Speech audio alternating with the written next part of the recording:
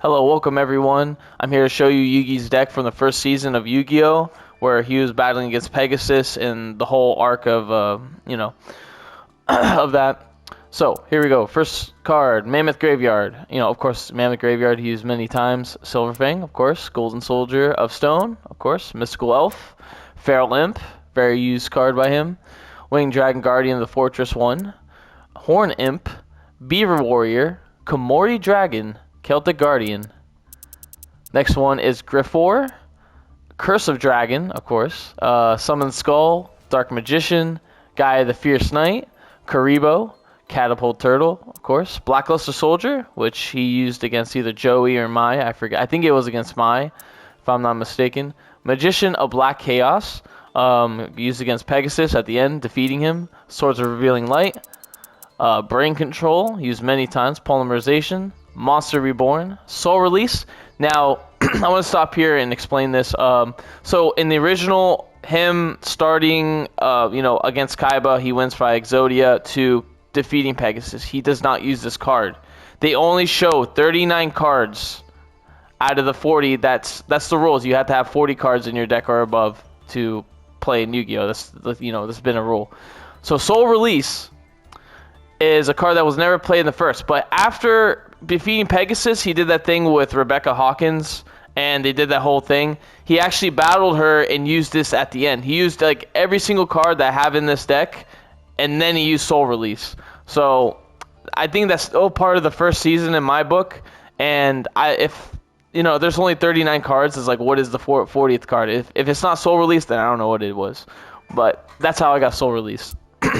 Mystic Box, used against the Paradox Brothers and basically every other duel. It's a very good card, apparently.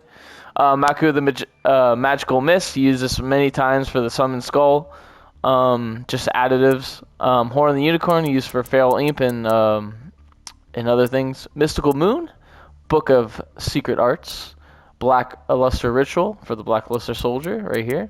And then Black Magic Ritual for Magician of Dark Chaos. Burning Land, he used this against, if I remember correctly, I think either Pegasus or someone very early on. I forget, but he used Burning Land. Multiply for the Karibo, when Kaiba was going to kill himself because he didn't win a children's card game. Monster Recovery. Now this card, Spell Shattering Arrow. Now if you remember from the series, the original series, there's a card called Living Arrow. Okay, there's no such thing as Living Arrow card in Yu-Gi-Oh. There's never been created one. It's just in the series. But if you go on the wiki, Living Arrow refers to this card called Spell Shattering Arrow. So there it is, Spell Shattering Arrow. Mirror Force, Magical Hats, Shift, and here's another one I had to investigate and see what's going on. So if you remember in the original Yu-Gi-Oh, there's a card called Spellbinding Circle. Now Spellbinding Circle is a real card in, I even have it. I have it in my tin over here, but it's not in Yu-Gi-Oh Master Duel for some odd reason, and I think I know why now. It's because Shadow Spell and Spellbinding Circle literally do the same thing. Activate this card by targeting one face-up monster your opponent controls. It loses 700 attack. Also, it cannot attack or change battle position when it leaves the field. Destroy this card. It's literally the same thing. So I think the developers, they probably were like, do we keep Shadow Spell or Spellbinding Circle? And they just kept Shadow Spell.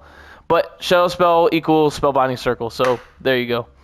Alright, next card, the Eye of Truth. He actually used this against Kaiba to see his cards in his hand at the one time. But, yep, that's all 40. And then, of course, Gaia, the Dragon Champion. I think he used against Kaiba. Gaia, the Fierce Knight, plus Curse of Dragon. That's why he needs Polymerization.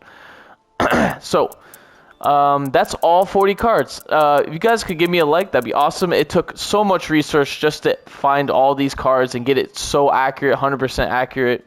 Because there's a lot of guides online. That's probably why you're on this video. There's a lot of guides online that are just completely off. They're just like, they just put the most random cards known to man that has nothing to do with the anime. It's not his deck. It's not his first season deck at all.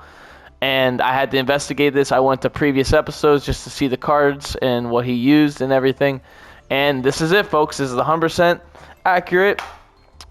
All right. And the reason probably why you want to know this is because battling with the most meta decks is just gets super boring, and you just want something from the good old days that isn't synchro this, XYZ my ass this, so well, yeah.